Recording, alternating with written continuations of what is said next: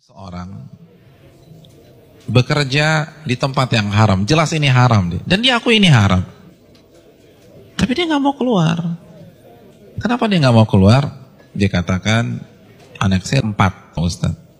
Kalau saya keluar, anak pertama bayar kuliahnya gimana? Anak kedua SMA-nya gimana? Harus bayar uang gedung. Maka saya tetap bertahan karena faktor kondisi. Ini bukan sombong loh Ustadz, ini faktor kondisi. Hadirin enggak, itu sok pintar. Itu sok pintar. Karena hakikatnya di hadapan kita ada 2 opsi. Opsi yang pertama, matematika kita, logika kita. Gaji kita 15 juta, anak 4, oh cukup. Tapi begitu saya resign, maka bulan depan 15 juta itu hilang. Maka nggak mungkin mencukupi 4 orang anak. Itu matematika kita. Tapi itu bukan satu-satunya opsi. Opsi yang kedua, Allah berfirman dalam surat At-Talaq ayat 2. Barang siapa yang bertakwa kepada Allah, maka Allah akan berikan solusi. Dan Allah akan berikan rizki dari arah yang tidak ia duga-duga. Namun karena kita merasa paling pintar, kita pilih opsi yang pertama. Karena kita lebih yakin dengan matematika kita daripada janji Allah Subhanahu wa Ta'ala. Bukankah itu sok pintar di hadapan Allah dan merasa cerdas di hadapan Allah Subhanahu wa Ta'ala? Inti dari semua kedurhakan itu merasa pintar, bukan kondisi.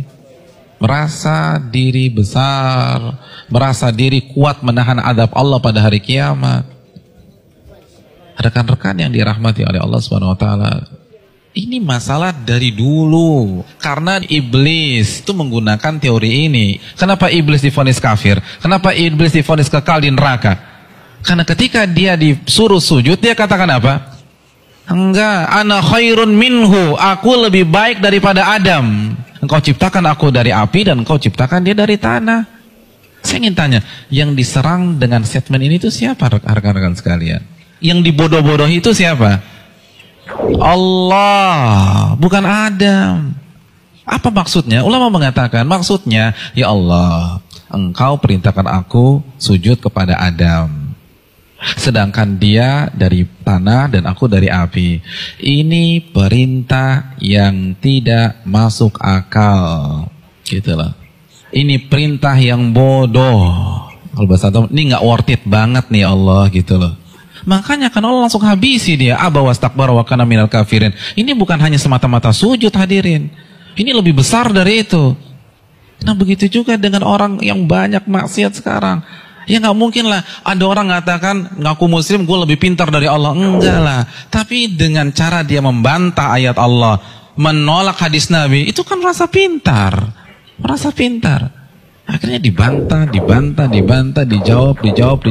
Hadirin, simpel aja, saya kasih 2 contoh dalam masalah ini. Asy-Syu'ara ayat 61, ini jelas. Ketika Allah perintahkan Nabi Musa untuk lari, untuk keluar dari Mesir.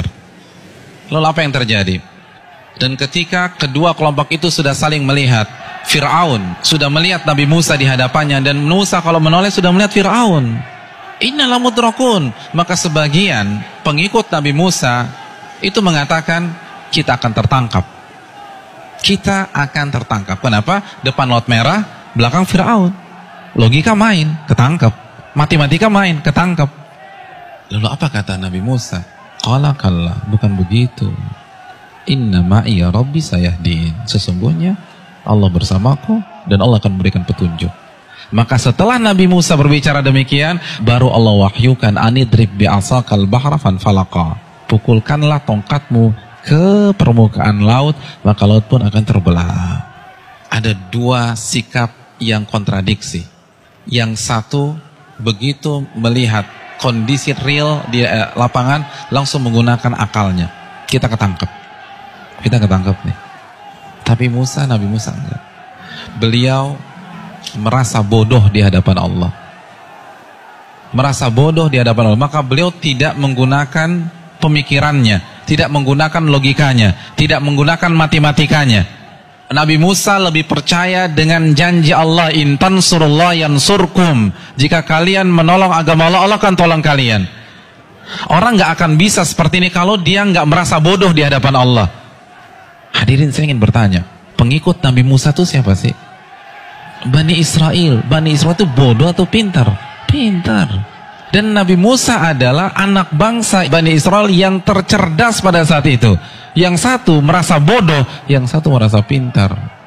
Dan yang benar adalah yang merasa bodoh di hadapan Allah.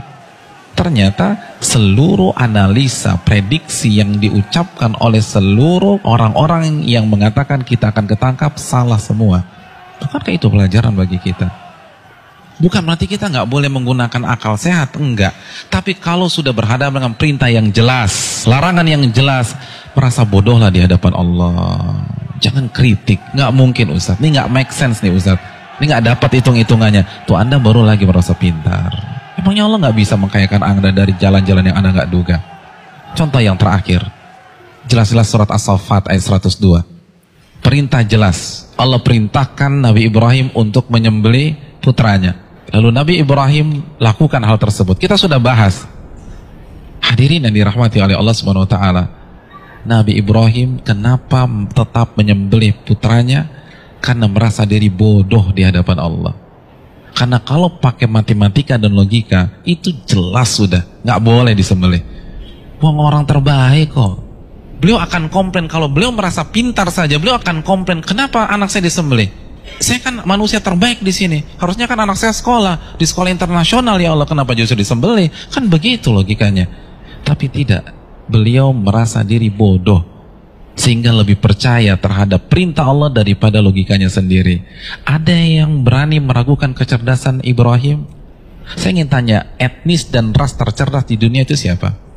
Bani Israel. Bani Israel itu keturunan siapa?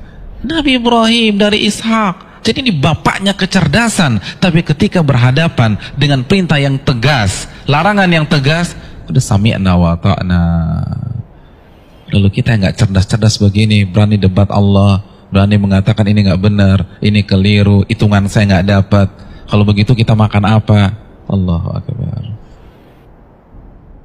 Janganlah kalian mati kecuali kalian menjadi seorang muslim, pribadi yang menyerah kepada Allah. Kita yang mengkrit hari terakhir hidup kita. Dari sekarang, hadirin sekalian, dari sekarang menyerahlah kepada Allah.